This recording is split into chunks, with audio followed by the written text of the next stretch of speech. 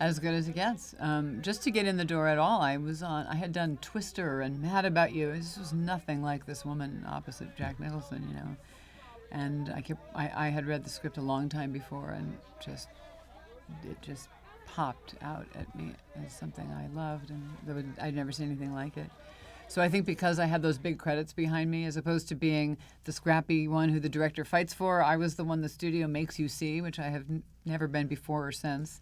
So I walked into one of my favorite directors' offices going, I know you don't want to see me, but I'm here with my audition. But I worked really, really hard on it. And, you know, somewhere along the way I saw him try to find somebody to film the audition and maybe do the other scene. And I noticed him notice that something was happening. If nothing else, just my desire to be in it. And I came in and read again, and then I came and met with Jack, and, you know, I didn't pass out, so I passed that test. And finally he called, and I was doing my TV show at the same time. And he said, you know, I'm really close to thinking you're right for it. I'm not sure. And I remember saying, you should be sure. I want you to be sure. And the next thing I know, he was wanting me to do the part. You know, I haven't watched really much of anything I've done since I've done it.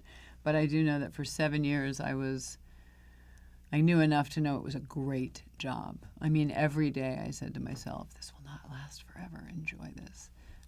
Paul Resier is one of my dearest friends. He just came and saw Ride 2 nights ago and wrote me this beautiful email about it, which meant the world to me. But, you know, he and I had so much fun getting to work with somebody that funny and someone whose humor is not based on hurting the other guy. You know, some of the funniest people I know, it's funny because they're poking at people. That's not Paul's humor. So I got to laugh for 7 years.